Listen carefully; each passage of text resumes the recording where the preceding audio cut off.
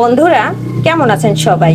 এই যে চলে আসলাম হোটেল স্টাইলে একটা অল্প তেল মশলা দিয়ে রান্না করে নিলাম ছোলার ডাল সবজি দিয়ে।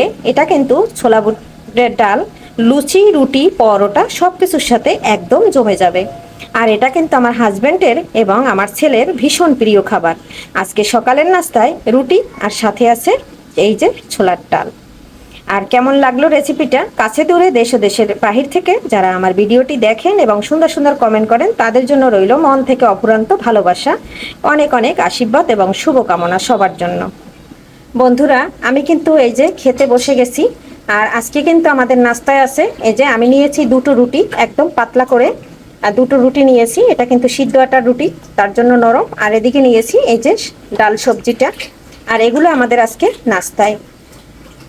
কেমন লাগলো বন্ধুরা জানাতে কিন্তু অবশ্যই ভুলবেন না, একটা লাইক দিয়ে ভিডিওটি কন্টিনিউ করে নেবেন। নমস্কার বন্ধুরা, সবাই কেমন আছেন? আমি পাপড়ি কিচেন থেকে চলে আসলাম নতুন একটা রেসিপি নিয়ে। আজকে আমি হোটেল স্টাইলে বানাবো এই বুটের ডালের রেসিপি, থাকছে সাথে রুটি।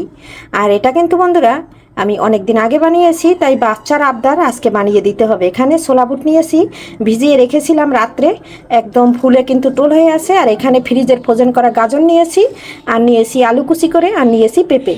খুবই মজাদার সবগুলো সবজি, কিন্তু একদম স্বাস্থ্যের জন্য উপকার। রান্না করার জন্য তেজপাতা দিয়ে দিচ্ছি ফোড়নে। এখানে কিন্তু ফোড়নে জিরা দারচিনি এলাচ লং সব কিছু দিয়ে দিয়েছি। এখন দিয়ে দিলাম পেঁয়াজটা দিয়ে এখন দিয়ে দিলাম রসুন। সব কিছু কষিয়ে নিয়ে তারপরে কিন্তু ডালটা আগে কষিয়ে নেব। বন্ধুরা, একদম হোটেলের মতনই রান্না করব। এখানে কিন্তু এই যে দারচিনি দিয়ে দিচ্ছি, এলাচ থেতো করে দিয়েছি, লং দিয়েছি 4টা, আর দিয়েছি একটা তেজপাতা, জিরা, কালো জিরা, আর দিয়েছি কয়েকটা রাঁধুনি। সব দিয়ে পেঁয়াজ রসুন দিয়ে এখন আমি খুব সুন্দর করে কষিয়ে নেব। কষানো হয়ে গেছে, অফ ক্যামেরায় এখানে জল দিয়ে দিয়েছি। বন্ধুরা, এখানে কিন্তু ফ্রিজের ফ্রোজেন করা কাঁচামরিচ বাটা, আর দিয়ে দিচ্ছি আদা বাটা, আর দিয়ে দিচ্ছি রসুন বাটা। এটা দিয়ে খুব সুন্দর করে কষিয়ে নেব। এখন দিয়ে দিচ্ছি পেঁয়াজ বাটা। সবগুলো দিয়ে আমি খুব সুন্দর করে কষিয়ে নিচ্ছি। বন্ধুরা, আদা রসুন পেঁয়াজ খুব সুন্দর করে কষানো হয়ে গেছে, তেলটা কিন্তু একদম ছেড়ে দিয়েছে। এই পর্যায়ে দিয়ে দেবো লবণ হলুদ মরিচ।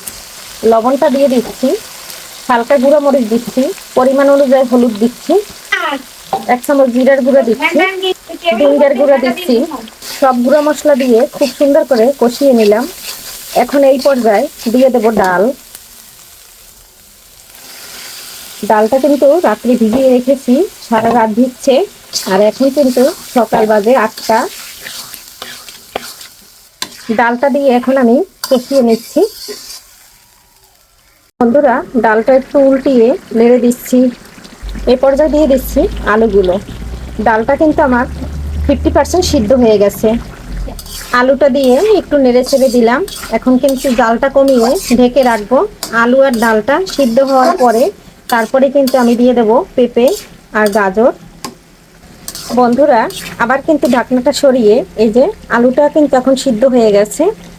আর এই পর্যায়ে দিয়ে দেবো পেঁপে আর গাজর, আর সাথে দিয়ে দেব কয়েকটা গাছের কাঁচামরিচ। সম্পূর্ণটা দিয়ে এখন আমি নেড়ে ছেড়ে নিচ্ছি। নেড়ে ছেড়ে আবারও কিন্তু একটু ঢাকনা দিয়ে ঢেকে কষিয়ে নেব।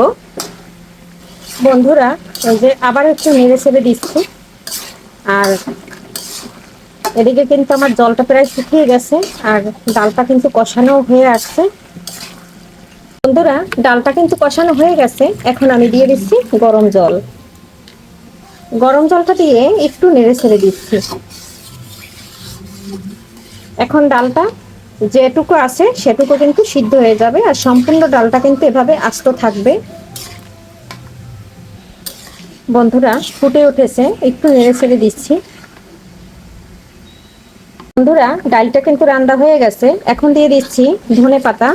এটা কিন্তু আমার গাছের বিলতি ধনিয়ার পাতা। আর এখন দিয়ে দেবো এখানে একটু জিরার গুঁড়া। এখন দিয়ে দিলাম এই যে জিরার গুঁড়াটা। কিন্তু এলাচ দারচিনি জিরা আর সাথে একটু তেজপাতা দিয়ে আমি কিন্তু গুঁড়া করে নিয়েছি, খুব সুন্দর একটা ফ্লেভার আসবে। আর এখন কিন্তু ফাইনালি আমার হয়ে গেছে। এখন আমি এটা নামিয়ে নেব। দেখতে যেরকম লোভনীয় হয়েছে, খেতে কিন্তু বন্ধুরা দারুণ। অর্ধেক খাওয়া কিন্তু আমার ছেলের এবং তোমাদের দাদাভাইয়ের খাওয়া হয়ে গেছে।